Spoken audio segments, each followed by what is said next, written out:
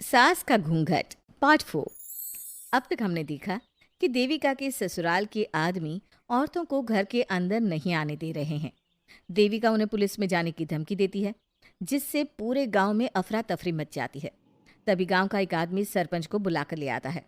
सरपंच उनके घर के बाहर का नजारा देखकर कहते हैं, जोगिंदर जी, ये आपके घर की औरतों ने कैसा हंगामा मचा रखा है। आपका घर तो संस्कारों की मिसाल था, लेकिन ये मैं क्या देख रहा हूँ। आपके घर की किसी औरत ने घूंघट नहीं कर रखा। सरपंच जी, हमारे घर की औरतों को इस देविका ने बहकाया है। हमने पहले ही इन सबको चेतावनी दी थी कि अगर ये घर से बाहर गई तो हम इन्हें घर में नहीं आने देंगे। अब ये देविका हमें धमकी दे रही है कि पुलिस को बुलाएगी। क्या? पुलिस? इस गांव का बरसों पुराना इतिहास रहा है। इस गांव में कभी पुलिस नहीं आई। गांव के सभी फैसले हमने मिलजुल कर किए हैं। जोगिंदर, तुम्हारे घर का फैसला पंचायत करेगी। सरपंच जी, आपने ठीक कहा। पंचायत दोनों तरफ की बातें सुने और जो भी फैसला पंचायत करेगी वो हमें मंजूर होगा।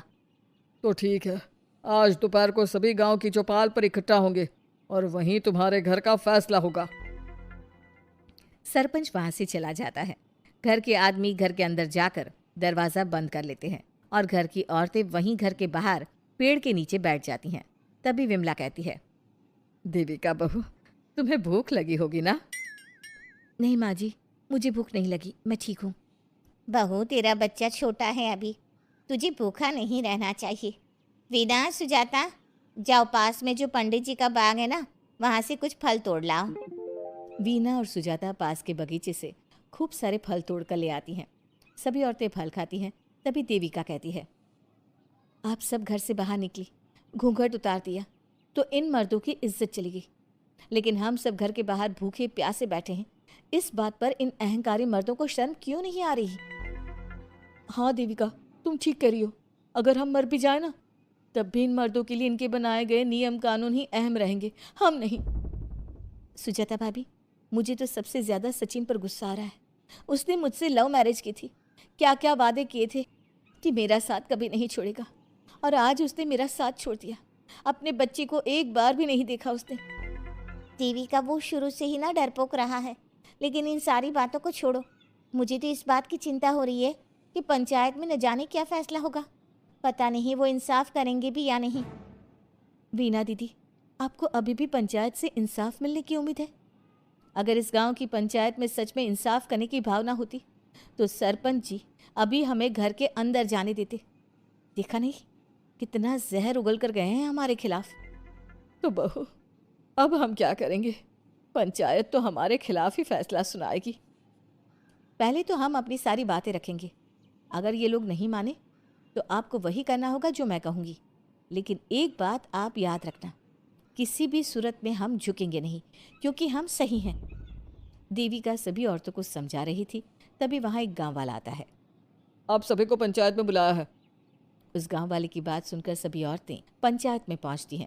वो देखती हैं कि उस पंचायत में सारा गांव इकट्ठा हो गया है। बहुत सारी औरतें लंबे लंबे घूंघट करके वहां आई हुई हैं।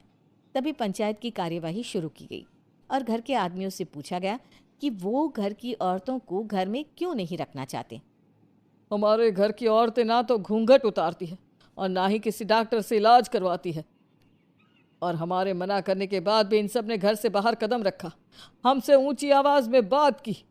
हमने इन सबको चेतावनी भी दी, लेकिन इन्होंने हमारी बात नहीं सुनी। अब यह सभी औरतें हमारे घर में नहीं रह सकती। अब औरतें अपना पक्ष रखें।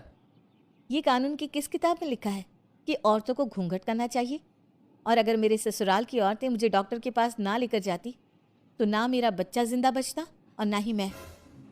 लेकिन दाई अम्मा से हम इलाज करवा रहे थे ना। दाई अम्मा को कुछ समझ में नहीं आ रहा था। देविका का इलाज दाई अम्मा के बस की बात नहीं थी। काफी देर तक दोनों पक्षों में बहस चलती रही।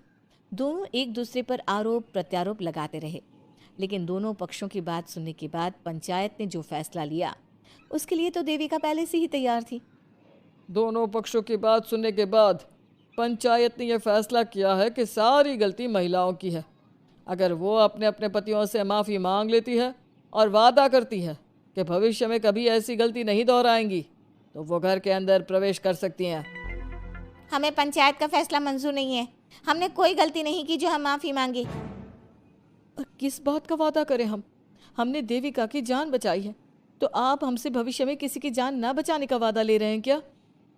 अगर तुम्हें पंचायत का फैसला मंजूर नहीं है तो तुम सबको घर में नहीं पुरानी हवेली में रहना होगा, जो अब खंडहर बन चुकी है।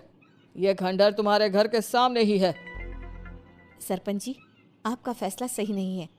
एक बार और सोच लीजिए इस फैसले के बारे में। ओ शहर की छोरी, 4 किताबें क्या पढ़ ली, हमें सही गलत का पाठ पढ़ाएगी? तुझे पता नहीं कि पंचायत का फैसला यहाँ सदियों से चलता आया है और लोग उसी को मानते आए हैं। अच्छी तरह जानती हूँ सरपंच जी। अगर मैं चाहूँ तो आपके इस फैसले को कोर्ट की चौखट तक ले जा सकती हूँ।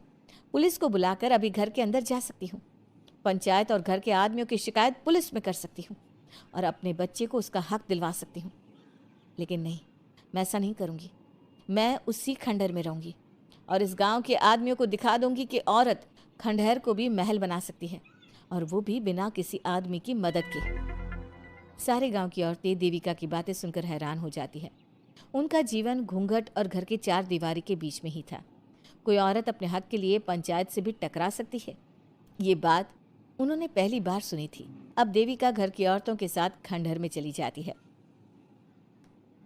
माँ जी, ये खंडहर तो काफ़ी पुराना है। भाभी, खंडहर पुराने ही होते हैं। मुझे तो डरावना भी लग रहा है। मैं डर की वजह से कभी इस खंडहर के आसपास भी नहीं आई, लेकिन मुझे क्या पता था कि एक दिन इसी में रहना पड़ेगा। ये तो टूटा फूटा भी पड़ा है। माँ जी, एक काम करते हैं, ये खंडहर तो काफ़ी बड़ा है, इसलिए एक हिस्से की साफ सफाई करके उसे ही रहने लायक बना देते हैं। बाद में धीरे धीरे पूरा खंडहर ठीक कर लेंगे। हाँ बहू, तुम ठीक कह रही हो। विमला भाभी और मैं इस खंडहर के टूटे हुए हिस्सों पर मिट्टी और ईंटें लगा देते हैं। सुजाता और विना, तुम साफ सफाई कर लो। सभी औरतें मिलकर खंडहर के एक हिस्से को सुधारना शुरू कर देती है और काफ़ी देर तक मेहनत करने के बाद वो उस हिस्से को काफ़ी हद तक अच्छा कर लेती हैं। और इसी तरह रात हो जाती है। सभी औरतें बैठकर बात करती है। माँ, हमने इस खंडहर को घर तो बना दिया है, लेकिन ये घर चलेगा कैसे? हाँ माँ जी, मैं भी यही सोच रही हूँ। और हम सब तो बड़े हैं, गर्मी सर्दी भूख कुछ भी आसानी से बर्दाश्त कर सकते हैं, लेकिन देविका का बेटा बहुत छोटा है, उसे तो हमें अच्छी तरह से पालना होगा ना। मैं भी यही सोच रही हूँ कि आगे हमें क्या करना चाहिए। कम्मू और मैं मिलकर मिट्टी का चूल्हा और मिट्टी के बर्तन बना देते हैं। कुछ दिन के लिए खाने का इंतज़ाम भी हो जाएगा, क्योंकि यहाँ पर खेत और बाग बगीचे आसपास ही हैं, कहीं से कुछ भी ले सकते हैं। पहले आप मुझे ये बताइए कि आप सब लोगों को आता क्या है? मतलब कोई ऐसा काम जिसका आपको शौक हो, जो आपने बचपन से किया हो। बहू, तेरी दिमाग में चल क्या रहा है? माँ जी, बहुत कुछ चल रहा है। बस अब हमारा सारा ध्यान इस बात पर होना चाहिए कि हम अपने लिए अच्छे से अच्छा क्या काम कर सकते हैं। आप सब हिम्मत से और समझदारी से काम लो, फिर देखना हम इस खंडहर को भी महल बना देंगे। इसके लिए सबसे पहले हमें आत्मनिर्भर बनना होगा। देविका सभी को समझा रही थी, तभी उसका बेटा रोने लगा। उसने अपने बेटे को गोद में उठाया और उसे चुप कराने लगी। अब देविका के सामने सबसे बड़ी चुनौती थी कि वो किस तरह से ससुराल की औरतों को आत्मनिर्भर बनाए और किस तरह से अपना घर चलाए। हमारे प्यारे दर्शकों, अब आप बताइए, देविका और घर की सभी औरतों ने अपने पतियों से माफी ना मांगकर सही किया या गलत? क्या उनका खंडहर में रहने का फैसला सही था? अब देविका को क्या कदम उठाना चाहिए, हमें कमेंट में जरूर बताना। हमारी कहानी को लाइक, शेयर और चैनल को सब्सक्राइब करना मत भूलना।